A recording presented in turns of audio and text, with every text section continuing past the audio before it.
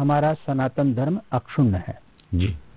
यही कारण है जी। साधना की शक्ति बहुत प्रबल होती है, असीम होती है और उसको नष्ट करना संभव नहीं है जी। इसलिए गुप्त नवरात्र की जो साधना है जी। उसका भी उसमें बहुत कुछ जी योगदान है और हमारे शक्ति पीठों का जी हमारे देश की संस्कृति की समाज की रक्षा करने में बहुत योगदान है जी। सरल कोई उपाय है गुप्त नवरात्रि पे यदि आम लोग जो गृहस्थ हैं और पूजन अर्चन करते हैं लेकिन नवरात्रि पे यदि वो कुछ बिल्कुल कृपा पाना चाहते हैं तो उसके लिए उन्हें क्या उपाय अपनाना चाहिए वो मैं चाहूंगा कि हमारे दर्शकों को देखिए सनातन धर्म बहुत नियम का पालन करता है वहीं बहुत विपन्न व्यक्ति के लिए बहुत सरल जी। और सरल मार्ग भी देता है जी। बहुत लचीला भी है उसके पास जो भी साधन है उनसे भी भगवान प्रसन्न हो जाते हैं जी। हमारे यहाँ तो महादेव को एक लोटा जल अर्पित करने से महादेव प्रसन्न हो जाते हैं जी। उसी प्रकार से हमारी देवियां शीतला माता और अन्य देवियां उनको एक लोटा जल अर्पित करने से देवी प्रसन्न हो जाती हैं और उनके चरणों का जल अपने मस्तक से लगा लिया इसी में पूजा संपन्न हो जाती है जी। इसी प्रकार भगवान सूर्य को एक लोटा जल अर्घ दे देते हैं और प्रणाम कर लेते हैं भगवान सूर्य प्रसन्न हो जाते हैं जी। तो हमारे सनातन धर्म में बहुत कम साधनों में भी जी पूर्ण अर्चना करने का विधान है जी। तो जन सामान्य के लिए गुप्त नवरात्र में भी जी पूरा रास्ता खुला वो अपने घर में जी देवी जी की अर्चना करें जी किसी देवालय में करें जी तो घर में पंचोपचार विधि जो कि मैंने पहले उसका उल्लेख किया था जी स्नान कराएं जी भगवती को वस्त्र अर्पण करें जो भी उपलब्ध है तिलक लगाएं अक्षत लगाएं पुष्प चढ़ाएं जी और धूप दीप नैवेद्य अर्पित करें आरती करें बहुत सरल प्रक्रिया है जी। और इस प्रकार से जो भी मंत्र उनको याद हो सकते हैं उन मंत्रों का उपयोग करें अथवा नाम मंत्र का ही उपयोग कर लें तो उससे भी उनका कल्याण हो जाता है जी। तो जन सामान्य को पूजन विधि में बहुत ज्यादा परेशान होने की आवश्यकता नहीं है वो सरल से सरल विधि से भी भगवती की अर्चना बस श्रद्धा होनी चाहिए और नियमों का पालन होना चाहिए जी। अपने सात्विक विचार हर चीज में लेकर उनको चलना पड़ेगा तो भगवती अवश्य प्रसन्न होंगी।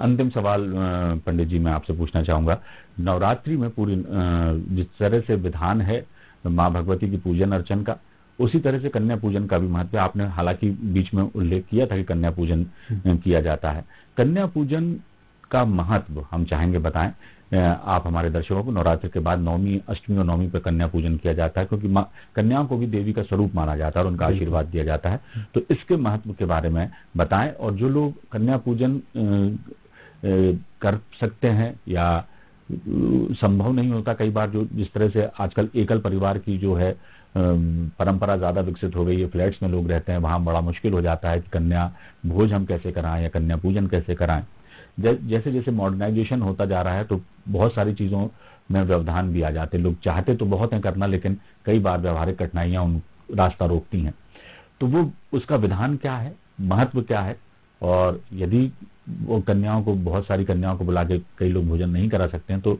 वो एक कोई सरल उपाय आप बताएं ताकि वो विधान पूरा हो सके उनका और पूरी नवरात्रि का जो पूजन अर्चन है उनका वो उसका फल मिल सके। जी देखिए हम जिस पर्व की विषय में चर्चा कर रहे हैं वह है नवरात्र का पर्व। जी। नवरात्र में कितनी देवियां होती हैं? 9। और नवमी के या अष्टमी के दिन कन्या भोजन का प्राधान्य है। जी। ये इसीलिए किया जाता है जी कि पूरे नवरात्र पर्व में किसी देवी की अर्चना में हमसे कोई त्रुटि हो गई हो जी किसी देवी का हमने पूजन नहीं ठीक से कर पाया हो या ना कर पाए हो जी तो अंत में हम 9 कन्याओं को बुलाकर जी उनको उनका पूजन करते हैं उनके चरण धुलाते हैं तो उससे पूरे नवरात्र का फल उस श्रद्धालु को प्राप्त हो जाता है जी और वो 9 कन्याएं जिस प्रकार से 9 देवियां हैं उन्हीं 9 देवियों के स्वरूप में होती हैं जी और उनकी चरण वंदना करके उनको भोजन करा के तृप्त करके वस्त्राभूषण देकर उनको तिलक करके उनको प्रणाम किया जाता है उनका आशीर्वाद देवी के रूप में ग्रहण किया जाता है। जी तो ये कन्याओं का जो भोज्य होता है ये बहुत महत्वपूर्ण होता है जी। उससे कुल देवी प्रसन्न होती है। अच्छा। अब वातावरण इस प्रकार अविकसित हो रहा है, विकसित नहीं हो रहा है, ये अविकसित हो रहा है जी। कि परिवारों में कन्याओं की अल्पता हो रही है जी। और एकल परिवार हो रहे हैं, एक संतान जी। तो उसमें ना तो कन्या है जी। कहीं पुत्र है कहीं केवल कन्या है जी। तो ये दोनों का ये बड़ी विसंगति है, समाज ये विकास नहीं कर रहा जी। ये अनर्थ हो रहा है जी। तो प्रत्येक परिवार में कम से कम 2 कन्या है जी। 2 पुत्र अवश्य होने चाहिए जी। अन्यथा ये कन्या भोजन के लिए कन्याओं को ढूंढना ही बड़ा मुश्किल हो जाएगा। अभी मैं देखता हूँ कई बड़े बड़े परिवारों में कन्याओं को बड़ी मुश्किल से कई जगह से एकत्र करके लाया जाता है तब जाके कन्या भोज होता है, नहीं तो पहले हमारे बगल के घर में 2 घर में ही 9 कन्याएं आ जाती थी और सबका स्वागत सम्मान होता था, विधान पूरा हो जाता था। तो 9 देवियों की अर्चना बिना कन्या भोजन के पूर्ण नहीं होती जी, तो इसलिए कोशिश की जाए, इसलिए कन्या भोजन परम आवश्यक है और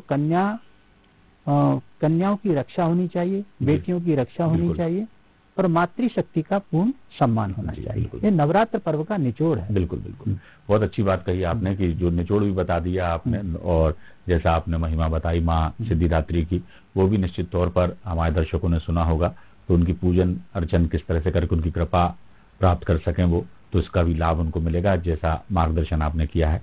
आप हमारे कार्यक्रम में आए पंडित जी, आपका बहुत धन्यवाद। तो ये थे पंडित विष्णु राजौरिया जी जो बता रहे थे कि माँ के 9 रूप का जो अंतिम दिन होता है सिद्धिदात्री माँ का होता है और सिद्धिदात्री माँ जो है सभी मनोकामनाओं को, सभी जो है कामनाएं जो हैं भक्तों की वो पूरा करने वाली हैं और अपने भक्तों को आशीर्वाद देती हैं। और जैसा उन्होंने बताया कि कन्याओं का भोजन जो है नवरात्रि के 9वीं पर और अष्टमी पर कराना बहुत जरूरी होता है क्योंकि वो 9 कन्याएं ही जो है माँ भगवती के 9 स्वरूपों के रूप में आपको आशीर्वाद देने आती हैं। तो जैसा हमारे पंडित जी ने बताया वैसा आप उनके बताए हुए मार्ग का अनुसरण करें तो निश्चित तौर पर माँ भगवती की कृपा सदैव आप पर बनी रहेगी। फिलहाल दीजिए इजाजत, बने रहिए आप हमारे साथ। नमस्कार।